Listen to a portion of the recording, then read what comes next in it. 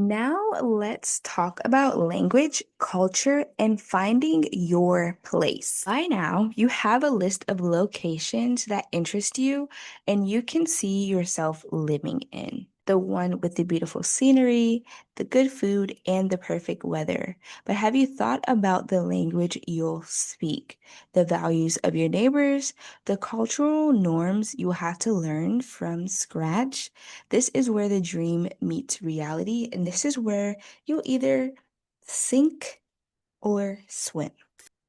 I'll be honest, I completely underestimated how much I would need to know Portuguese once I arrived and how motivated I would be to continue to learn. Of course, when I did my research, I understood that people in Brazil do not speak English. Like, they really don't.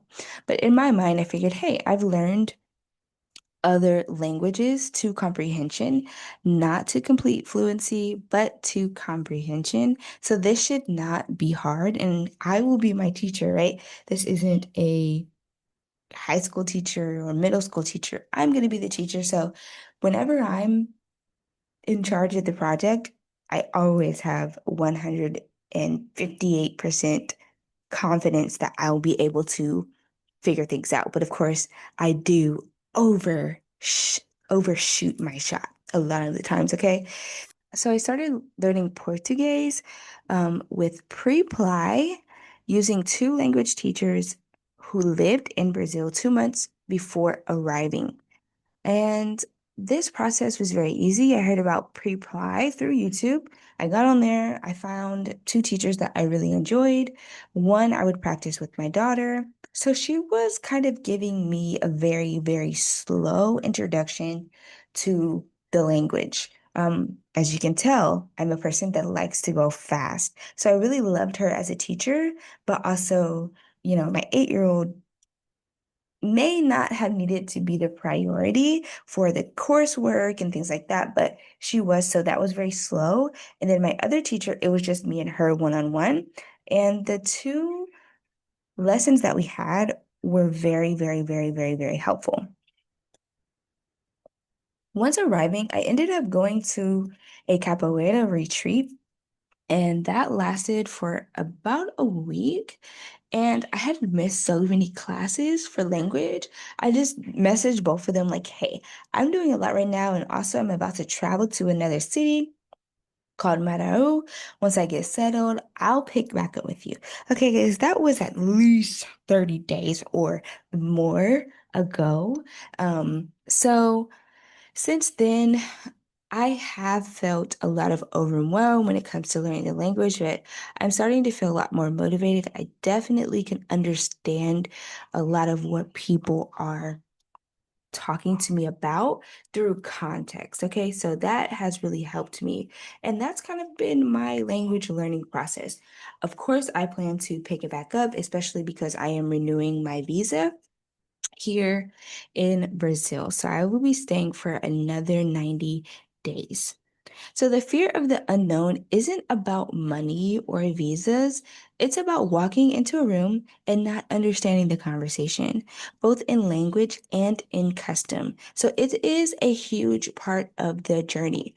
Yes, I moved to the middle of nowhere because I wanted silence and to have some alone time. Even for me, a person who is extremely introverted as an extrovert, sometimes I just want to talk to people, right? Sometimes I just want to go out and party and like interact and have deep conversations with people. And I don't have that. I just really don't have that here. But I do have a phone, so I can pick it up and call people whenever I really truly want to talk. So you want to highly consider the language that you're going to be stepping into and consider whether you're a person that is very social. Do you need that? Okay.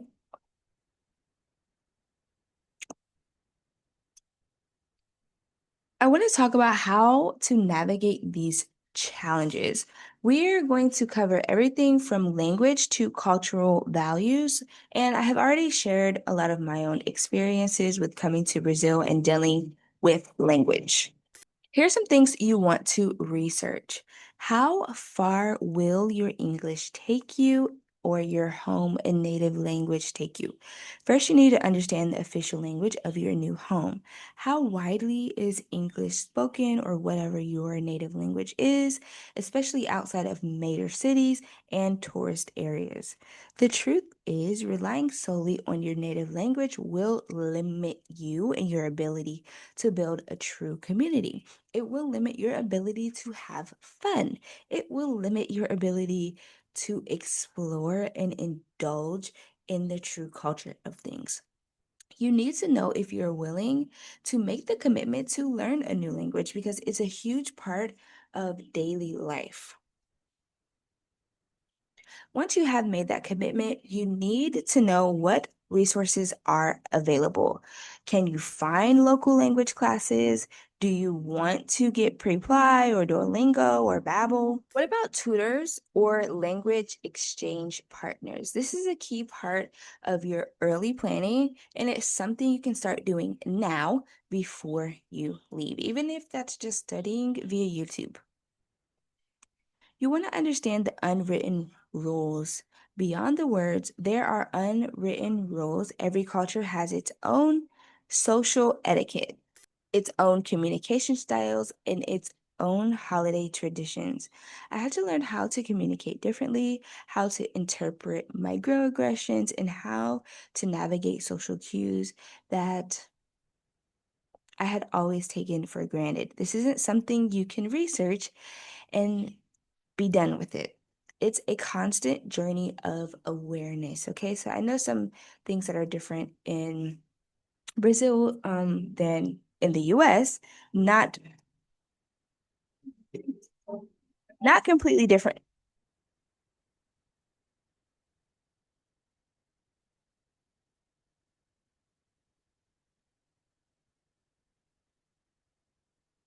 Not completely different by my standards, because as a Black woman, you're taught to greet people.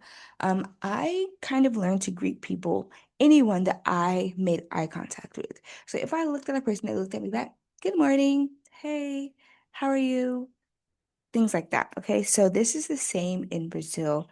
You'll kind of know that a person is a foreigner if they don't speak. Okay, and I have had a person kind of be irritated with me when I walked into a store and I just immediately started asking her questions. She's like, "Hi, how are you?" Blah, blah, blah, blah, blah. And I'm like, "Girl, I need allergy medicine." But there are different things, there are different unwritten rules. You want to understand the values and the beliefs of the culture that you are getting ready to walk into. This is the deepest part of the journey. How well do your personal values and beliefs align with the dominant culture? What are their views on family, work, and community? For me, I had to find a new balance between my old hustle culture of being an American and the more laid back pace of life here in Brazil, in Salvador, in Mataru. This is about finding your place in a world without losing yourself. I know for me, the goal has always been to settle down, to find more relaxation, to enjoy myself and my life a lot more with being aware, in my body, aware. So it hasn't been very, very hard, but I have had to learn some things like, okay, a lot of the stores, you don't know when they're going to open and close. They're all different. People are just doing their own thing. I'm currently in Marau, which is a village. It's a very small neighborhood on a peninsula, okay? It's still in the state of Bahia, though. So once you've done your research, you want to find the right tools for your next steps, okay? You can start with language apps and cultural guides. They are great for building a foundation. Also, watching documentaries and vlogs from people who have actually lived in your target country. Pay attention to how people interact with others, how they communicate, and what their day-to-day life looks like. The best place to get real, unfiltered information is from expat forums and communities. You can find them on Facebook, Reddit, all sorts of places. Ask honest questions and listen to their honest answers. Don't just ask about the good stuff, ask about the things that were hard, the things that were unexpected. This will give you a more balanced perspective and a heads up. Like you'll be able to know if you can deal with certain things or not. The truth is, understanding and embracing local language and culture is key to integration.